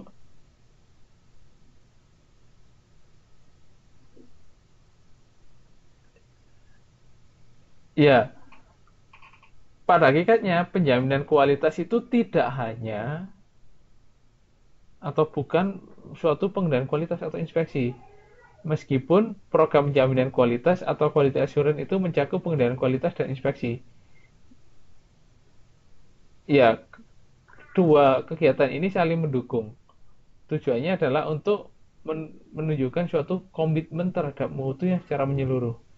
Jadi ada suatu yang menjamin bahwasanya semua proses itu dilakukan dengan benar. Tapi kalau pengendalian kualitas atau inspeksi tujuannya adalah untuk mengestimasi atau menganalisis suatu kualitas produk. Pengendalian kualitas juga bukan kegiatan pengecekan yang luar biasa. Dengan kata lain, Departemen Pengendalian Kualitas tidak harus bertanggung jawab dalam pengecekan segala sesuatu yang dikerjakan oleh orang lain. Penjaminan kualitas juga bukan menjadi tanggung jawab bagian perancangan. Jadi Departemen Penjaminan Kualitas ini biasanya ada sendiri bidangnya QA yang juga bukan merupakan keputusan bidang perancangan atau teknik. Biasanya yang terjadi adalah ketika saya membuat suatu produk dalam perusahaan, ternyata misalnya gini, saya membuat suatu produk keramik. Keramik itu kan indikator kualitasnya adalah bahwa salah satunya dihasilkan kesamaan pada karakteristik warna. Nah, sebenarnya untuk membuat suatu keramik itu kan kelihatannya simpel, tapi ternyata juga tidak sesimpel yang kita lihat karena banyak proses yang masuk di sana. Bisa jadi tindakan pelapisan yang dilakukan pada keramik sebelum dilakukan pembakaran itu akan mempengaruhi, bisa lapisan imeris, lapisan inkhoop, lapisan glasurnya,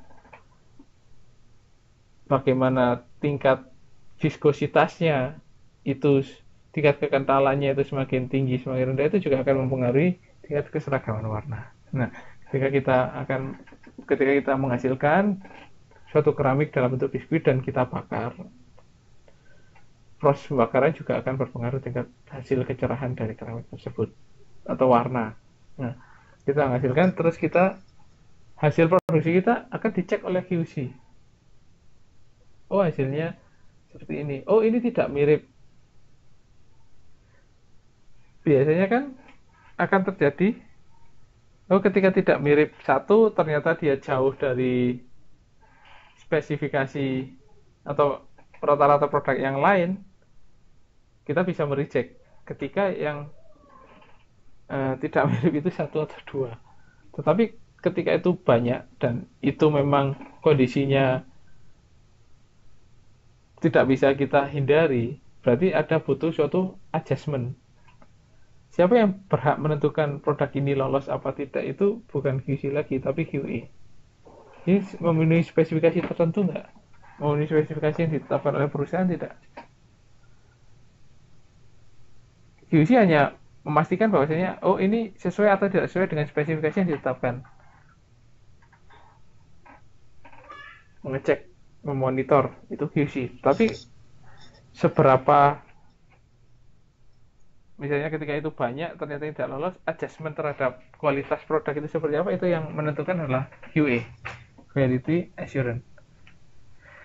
Ya, karena akhirnya muncul keramik KW 1, keramik KW 2 ketika Bapak Ibu membeli keramik. Ini contohnya. Ada suatu adjustment. Ini dimasukkan KW2. Akhirnya KW2 ada standar seperti ini. KW1 ada standar seperti ini. Oke, itu dijadikan acuan oleh QC untuk memeriksa hasil produksi keramik. Sampai di sini ada yang tanyakan?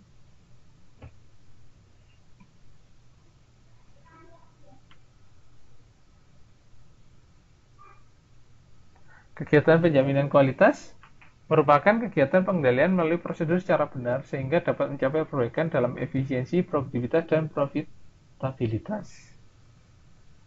Penjaminan kualitas juga bukan merupakan obat yang mujarab untuk menyembuhkan berbagai penyakit. Dengan penjaminan kualitas justru akan dapat mengerjakan segala sesuatu dengan baik sejak awal dan setiap waktu. Jadi kita melakukan sesuatu yang benar pada kesempatan yang pertama. Tetapi penjaminan kualitas merupakan kegiatan yang mencapai biaya yang efektif. Efektif tujuannya adalah untuk mencapai kualitas tertentu sehingga dapat meningkatkan produktivitas. Kemudian penjaminan kualitas ini merupakan alat untuk merealisasikan do it right the first time every time. Jadi ketika ada kesempatan Bapak Ibu telah bisa dipastikan melakukan sesuatu yang terbaik dan merupakan pengertian dan pendapat manajemen yang terbaik dan terpenting dan menjadi tanggung jawab seluruh personil dalam organisasi atau perusahaan. Jadi penjaminan kualitas itu memang ada suatu fungsional khusus dalam suatu perusahaan yang bertanggung jawab untuk melakukan proses penjaminan kualitas. Tapi harapannya penjaminan kualitas itu juga tertanam dalam aktivitas yang dilakukan oleh masing-masing individu.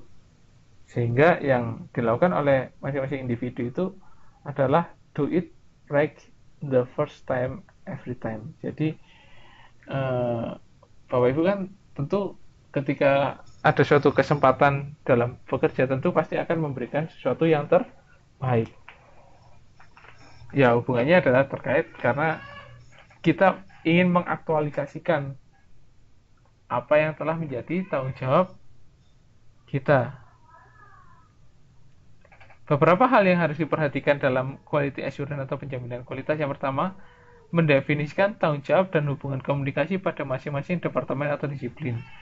Jadi masing-masing departemen, masing-masing individu yang ada dalam suatu workstation atau dalam suatu departemen itu mengetahui seberapa jauh tanggung jawab dan hubungan komunikasi hubungannya dengan penjaminan kualitas.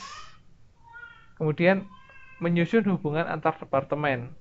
Jadi masing-masing departemen tahu sejauh mana mereka bisa saling ketergantungan antara departemen satu dengan departemen yang lain, urutannya seperti apa, kemudian memeriksa atau menguji dan menyetujui kegiatan-kegiatan dan fungsi yang dapat dikendalikan secara prosedural. Jadi aktivitas-aktivitas itu tentu bisa kita amati kesesuaiannya dengan prosedur. Biasanya dalam bentuk standard operation prosedur. Kemudian ada suatu komunikasi dengan semua pihak terkait penjaminan kualitas. Elemen-elemen dalam penjaminan kualitas ini yang pertama adalah elemen kualitas pelanggan. Kualitas pelanggan ini menunjukkan apakah kebutuhan pelanggan dapat dipenuhi dengan produk atau jasa yang ada. Jadi kita menganalisis, kalau kemarin cara yang sederhana adalah bahwasanya produk kita telah benar-benar memenuhi ekspektasi pelanggan. Atau kalau jasa, ya jasa kita telah memenuhi ekspektasi dari pelanggan. Indikatornya adalah tingkat kepuasan pelanggan. Semakin puas pelanggan akan produk kita melalui analisis gap kemarin, ada ekspektasi, ada persepsi, kita analisis. Ketika nilainya negatif berarti nilai persepsi di bawah ekspektasi, berarti nilai produk atau jasa yang kita lakukan itu masih di bawah harapan pelanggan. Berarti kualitas produk kita masih kurang baik di mata pelanggan. Yang kedua adalah kualitas profesional, yang menunjukkan apakah kebutuhan pelanggan secara profesional dan apakah prosedur standar profesional yang dipercaya untuk menghasilkan produk dan jasa yang diinginkan dapat tetap terpelihara dengan baik. Ini hubungannya dengan kesesuaian proses atau aktivitas-aktivitas yang digunakan untuk menghasilkan suatu produk.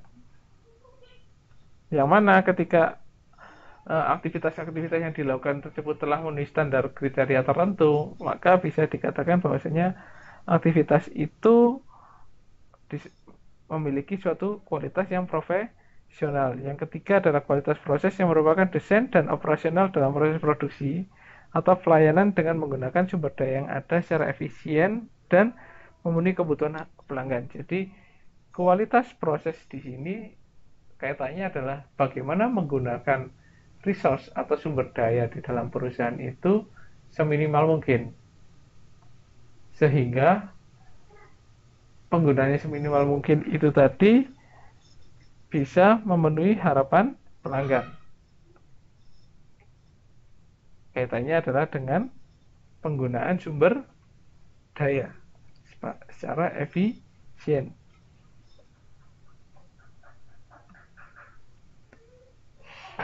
Kemudian ini adalah elemen-elemen penting dalam penjaminan kualitas.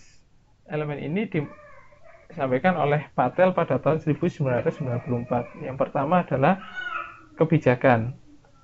Kebijakan ini meliputi suatu tujuan, filosofi, dan nilai dari produk atau jasa, misalnya tanggapan dari pelanggan, kemudian untuk akses atau terhadap produk atau jasa yang kita miliki, kesesuaian produk atau jasa yang kita miliki dengan kebutuhan, kesamaan atau keadilan pada di antara produk satu dengan produk yang lain, efisiensi, efektivitas, dan tingkat penerimaan yang dilakukan oleh masyarakat, serta hubungan-hubungan yang lain terkait waktu di mana produk itu sampai kepada pelanggan. Bahasa lainnya adalah lead time. Dari produk itu dipesan sampai produk itu sampai ke tangan pelanggan, itu harusnya tepat, bukan cepat, tapi tepat. Kemudian komitmen yang jelas terhadap kualitas pada seluruh produk dan jasa yang ada, yang harus dimengerti dan dijadikan pedoman oleh seluruh anggota organisasi atau seluruh anggota perusahaan, tidak terlepas entah itu bagian umum atau yang bersifat supporting, bukan main bisnis dari perusahaan tersebut. Jadi supporting itu ya bisa jadi bagian-bagian umum yang merupakan bagian yang tidak menjalankan fungsi utama dari fungsional perusahaan tersebut. Kemudian yang ketiga adalah metode yang efektif dan disepakati mengenai keterlibatan pelanggan dalam perencanaan dan pandangan terhadap produk pelayanan. Jadi secara tidak langsung pelanggan itu kita ikut sertakan pada proses perencanaan dan penciptaan suatu produk. Keikutsertaan mereka, kontribusi mereka itu dalam hal membangun suatu value. Value itu yang ditangkap oleh bidang pemasaran pada suatu perusahaan, yang mana value tersebut akan disampaikan pada bagian desain. Sehingga kebutuhan pelanggan tadi yang disampaikan oleh pelanggan akan diterjemahkan menjadi desain atau spesifikasi produk tertentu. Bapak Ibu tahu contohnya? Bagaimana proses menerjemahkan dari kebutuhan pelanggan menjadi spesifikasi teknis?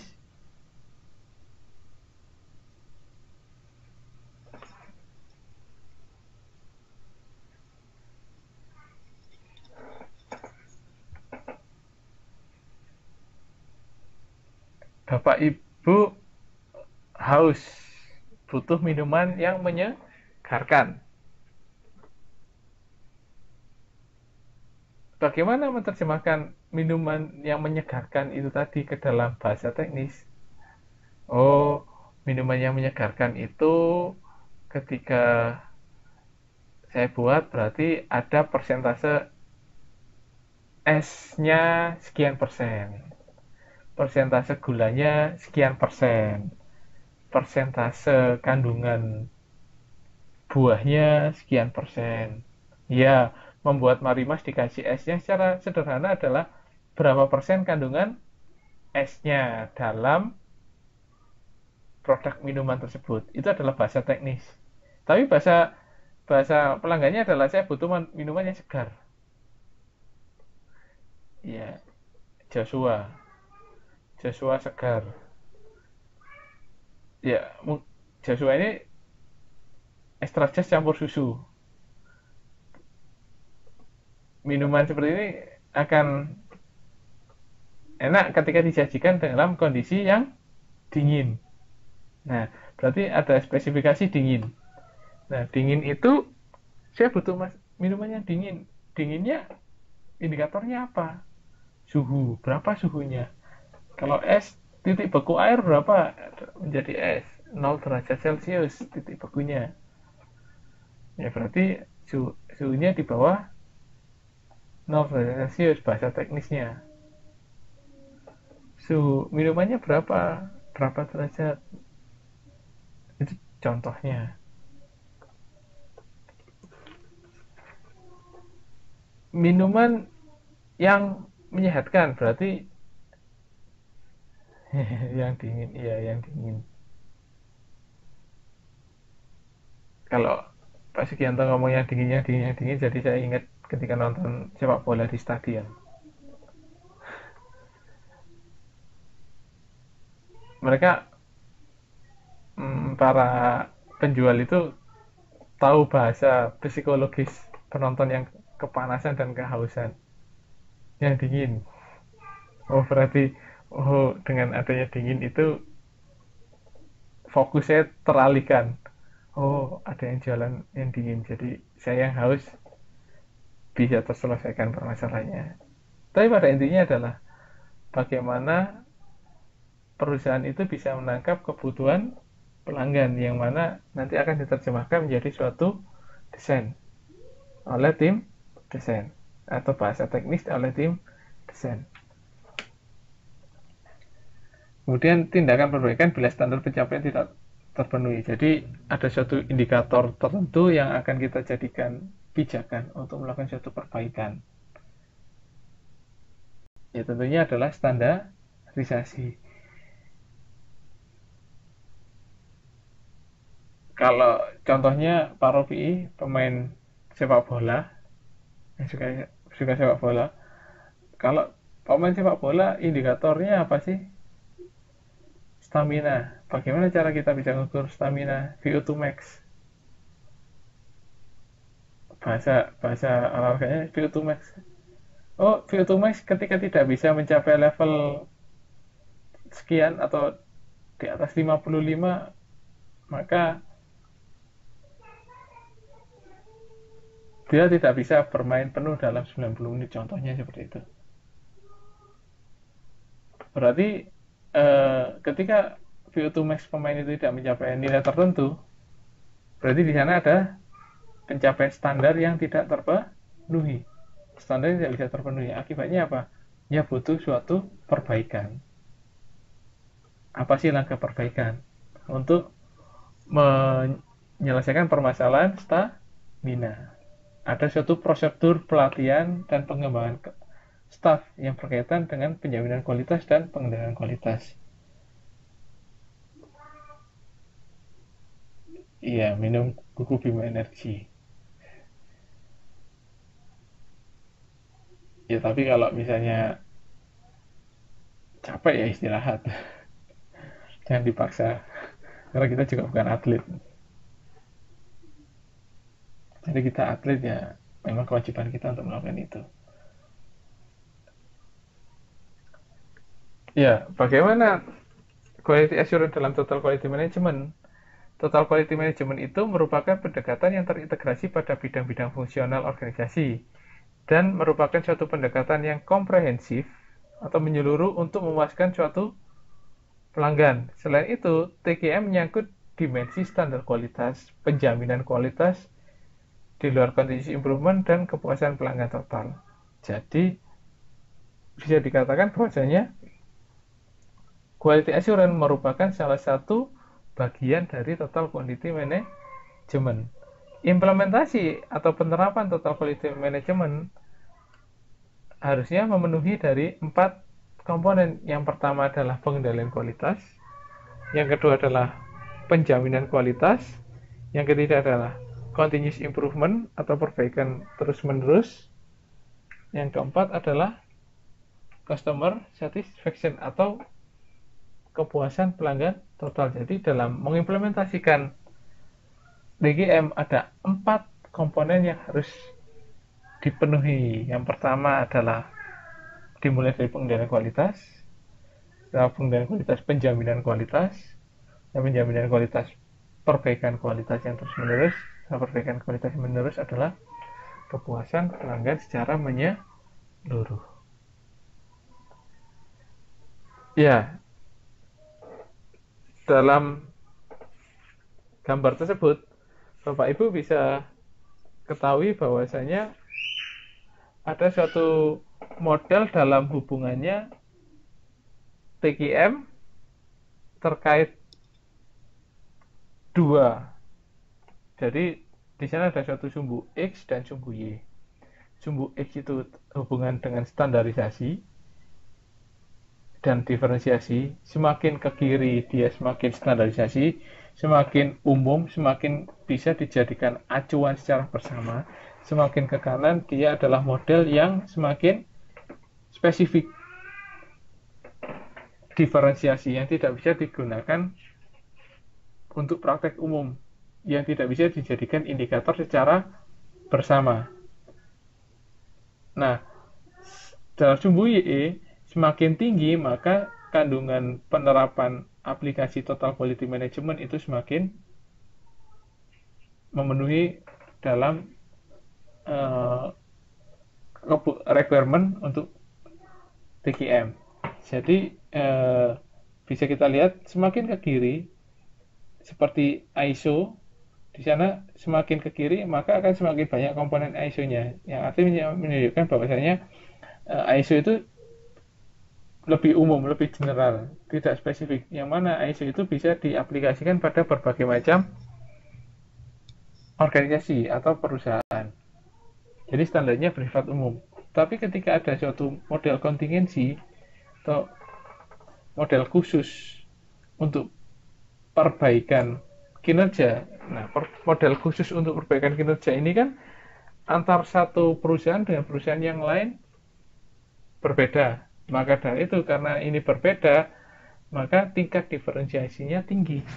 Yang mana tidak bisa aktivitas perbaikan dalam suatu perusahaan itu akan dicontoh atau ditiru atau digunakan pada perusahaan yang lain.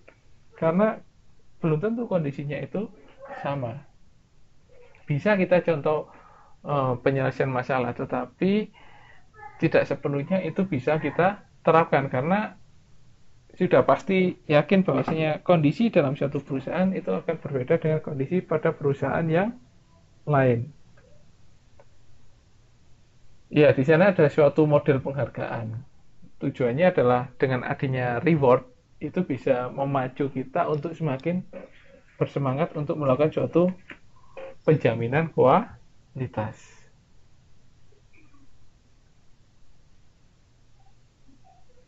Ya, ini adalah penjaminan kualitas menggunakan ISO 9000.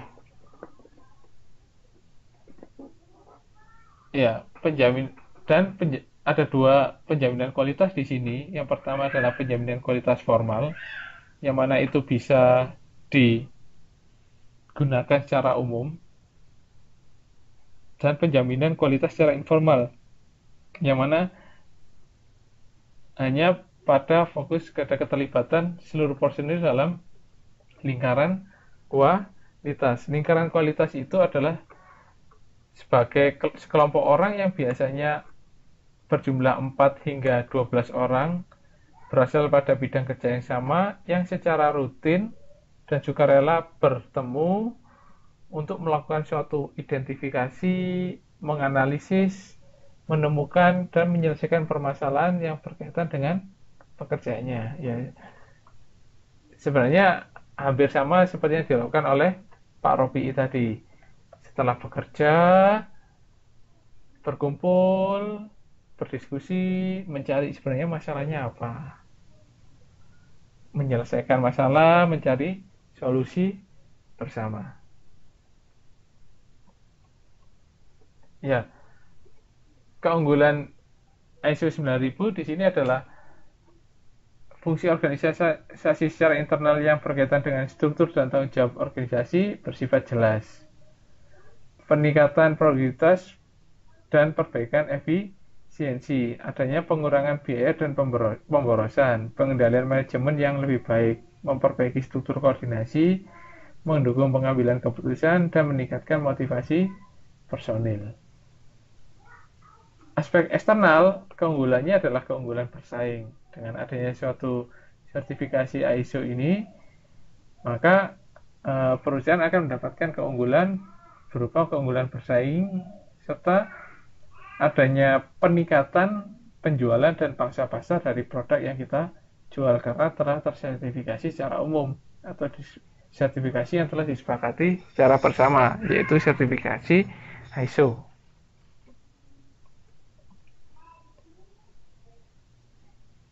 Manfaat khusus sertifikasi ISO adalah produktivitas dan penjualan ekspor lebih tinggi. Kenapa di sini sampaikan penjualan ekspor? Karena ISO ini disepakati oleh perusahaan-perusahaan di level internasional, tidak hanya secara nasional atau regional. Maka dari itu, karena dia disepakati atau dijadikan acuan oleh dunia internasional, maka acuannya bukan lagi penjualan lokal atau domestik, tapi ke penjualan yang bersifat ekspor. Adanya pengendalian bisnis yang lebih baik, pengurangan biaya, dan pengurangan komplain pelanggan, karena dalam sertifikasi ISO dilakukan evaluasi, dilakukan audit terkait proses-proses yang dilakukan, apakah telah sesuai dengan standar atau kaidah tertentu. Kemudian meningkatkan quality of life, preferensi pelanggan, image terhadap kualitas pelanggan, dan pengurangan prosedur serta dokumentasi, serta meningkatkan kesadaran tindakan pencegahan dan perbaikan. Jadi dengan adanya suatu sertifikasi ini, harapannya kita akan meningkatkan pangsa pasar melalui peningkatan preferensi pelanggan. Selain itu, dampaknya ketika semakin banyak pelanggan yang memilih produk kita, maka akan membuat pelanggan tersebut loyal. Kalau pelanggan tersebut loyal, image perusahaan kita akan meningkat. Ya, ini adalah sistem standar penjaminan kualitas di beberapa negara. Kalau di Indonesia ya kita pakai SNI. Kalau di Amerika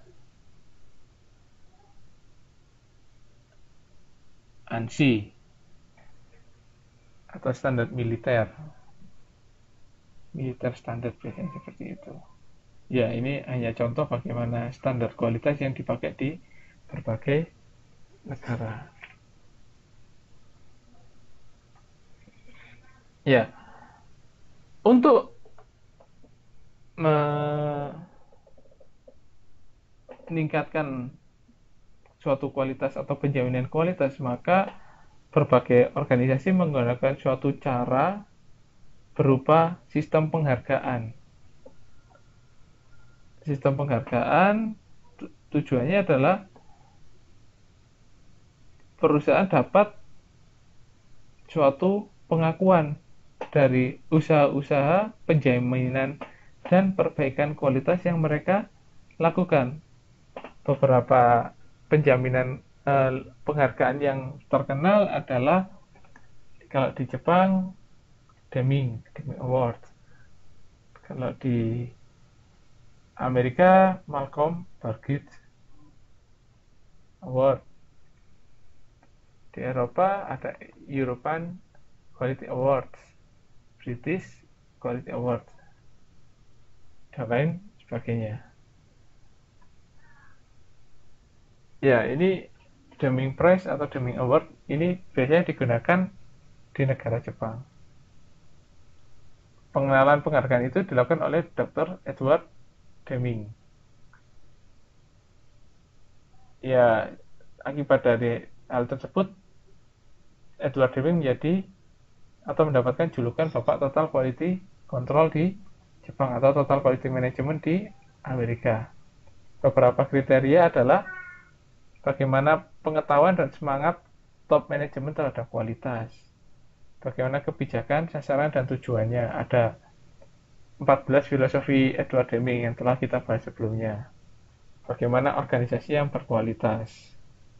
Bagaimana pengetahuan tentang kualitas yang mana menggabungkan kekuatan dalam prinsip dan metode pengajaran statistik dan menyebarluaskannya kepada supplier. Jadi tidak hanya di dalam perusahaan tetapi kepada supplier.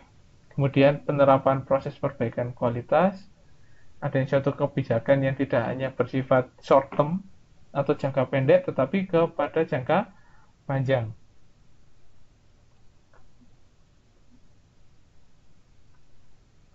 Kemudian yang selanjutnya adalah Balgridge Awards. Balgridge Awards disusun dalam Act of Congress pada 20 Agustus 1987 dan direkayasa untuk mempromosikan beberapa karakteristik penting. Menurut Tumala dan Tang, ketiga karakteristik yang penting pada Balgridge Awards adalah yang pertama adalah kesadaran akan pentingnya kualitas sebagai suatu elemen kemampuan bersaing. Jadi dalam perusahaan tersebut kualitas itu telah tertanam pada keseluruhan anggota organisasi, bahwasanya kualitas itu penting sebagai landasan atau modal untuk bersaing. Kemudian yang kedua adalah pentingnya keunggulan kualitas. Yang tadi pentingnya adalah kemampuan untuk bisa bersaing itu minimal kita memiliki suatu pemahaman terkait kualitas. Yang kedua adalah untuk bisa unggul, maka kita harus memiliki suatu didukung dengan suatu kualitas yang baik pula. Yang ketiga adalah berbagai informasi tentang strategi kualitas dan manfaat dari pelaksanaan organisasi kualitas yang sukses yang diterapkan oleh organisasi atau perusahaan. Adanya suatu sharing informasi. Sehingga dengan adanya sharing informasi dan terkait strategi kualitas dan manfaat pelaksanaan strategi kualitas tersebut, maka harapannya organisasi akan bisa sukses. Bagaimana penilaian pada Balgridge Awards ini, atau biasanya kita kenal dengan MBNQA atau Malcolm Balgridge National Quality Awards. Yang pertama adalah terkait kepemimpinan. Bagaimana dalam aspek kepemimpinan itu pendefinisian nilai, terus sasaran, kemudian perencanaan kualitas dan pencapaian, serta mengkomunikasikan yang terjadi dalam perusahaan tersebut. Kemudian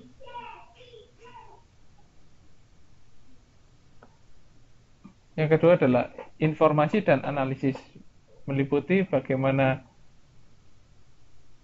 tingkat kepercayaannya atau suatu bahwasanya analisis atau informasi itu memiliki tingkat reliabilitas tertentu. Yang kedua adalah penyampaiannya seperti apa dan usability, penggunaannya seperti apa. Jangan sampai informasi itu tidak memenuhi kaidah penggunaan tertentu. Kemudian perencanaan kualitas strategis, yang mana ada tingkat keterlibatan pemimpin dan penyatuan rencana kualitas ke dalam bisnis. Yang keempat adalah human resource development dan management, yang mana ada pengembangan potensi kekuatan atau peningkatan kemampuan dari karyawan. Biasanya ada suatu sistem jenjang karir atau suatu sistem jenjang kualifikasi yang dimiliki oleh suatu individu dalam perusahaan. Manajemen dari kualitas proses, hasil kualitas dan operasional, bagaimana cara perbaikan dan pengukuran performansi kualitas, kemudian fokus dan kepuasan pelanggan. Ini adalah kerangka dari kriteria penghargaan Balgridge atau MBNGE. Di sini berdasarkan gambar tersebut, pimpinan eksekutif senior atau pemimpin puncak menyediakan kekuatan atau penggerak yang mendukung penciptaan nilai, harapan, sasaran, dan sistem yang mendukung dan memberikan suatu bantuan dalam pencapaian kesempurnaan kualitas yang memuaskan kebutuhan dan harapan pelanggan serta memperbaiki kinerja organisasi dan perusahaan. Jadi ada suatu elemen-elemen pendorong dalam sistem. Tetap fokusnya adalah kepuasan pelanggan dan hasil-hasil kualitas dan operasional. Ukuran-ukurannya, bagaimana kita mengukurnya? Yang pertama adalah adanya peningkatan produktivitas. Yang kedua adalah pengurangan dan penghapusan pemborosan. Pemborosan di sini adalah aktivitas-aktivitas yang tidak memberikan nilai tambah pada proses bisnis perusahaan. Kalau tadi adalah contohnya adalah seperti inspeksi, dia tidak memberikan nilai tambah, tetapi dia penting untuk menjamin kualitas suatu produk. Kualitas produk dan jasa itu sendiri serta kualitas pemasok. Ini adalah European Quality Award. Kriterianya yang pertama adalah kepemimpinan, yang kedua adalah kebijakan dan strategi perusahaan, yang ketiga adalah manajemen orang atau karyawan, yang keempat adalah sumber daya yang dimiliki, yang kelima adalah proses-proses yang ada, misalnya adalah bagaimana aktivitas tadi itu bisa membuat penimbulan suatu kepuasan pada pelanggan, yang mana kepuasan itu tidak hanya diukur pada pelanggan, tetapi juga dinilai dari kepuasan karyawan. Karyawan di mana perusahaan itu memperkerjakan orang-orang tersebut. Kemudian bagaimana dampak terhadap masyarakat. Kalau dalam hal ini Bapak Ibu tentu akan kenal apa yang namanya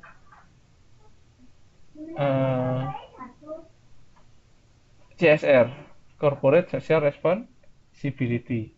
Kemudian adanya hasil. Ya, gambar di depan adalah bentuk model dari European Quality Award. Bagaimana masing-masing dari kriteria itu ditentukan proporsinya untuk suatu penilaian. Jadi yang bisa kita lihat dalam gambar tersebut, leadership-nya, komponen leadership penilaiannya adalah 10%, people management 8%, policy dan strategi adalah 8%, resource-nya 9%, bagaimana prosesnya 14%, dan seterusnya. Itu adalah proporsi untuk penilaian masing-masing aspek dalam European Quality Award. Ya, ketika kita menganalisis, di sana ada suatu SQMS. SQMS di sini adalah Self-Assessment Quality Management System. Jadi kalau kita lihat di sana ada gambarnya terdiri dari 3. Yang pertama adalah perencanaan sistem, integrasi sistem, dan pemasangan sistem. Yang mana dari masing-masing itu ada suatu eh, main prosesnya mulai dari mendefinisikan visi misi yang paling atas sampai pencapaian hasil usaha dan kinerja yang hebat. Dari masing-masing proses yang dilakukan itu ada suatu kontribusi baik dari kepemimpinan eksekutif senior, lingkungan sumber daya dan hambatan pada keterlibatan organisasi. Kemudian konsep inti pada pelanggan, ada perbaikan continuous atau terus menerus. Kemudian penyatuan perencanaan strategik melalui benchmarking atau praktek dengan membandingkan dengan kompetitor.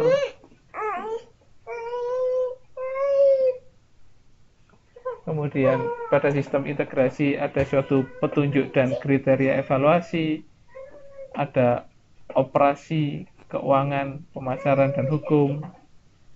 Kemudian bagaimana ada suatu penjaminan kualitas, perlindungan lingkungan, dan pemenuhan terhadap persyaratan keselamatan. Di sini hubungannya dengan sistem K3. Kemudian ada suatu perbaikan kualitas di mana indikatornya adalah dalam lingkungan dan keamanan. Ada suatu adopsi terhadap bisnis proses reengineering dan kaizen.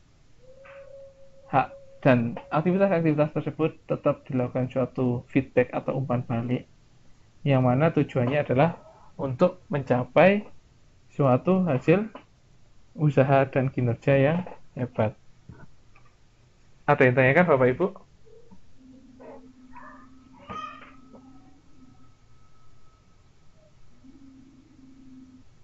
Ada yang tanyakan Bapak Ibu?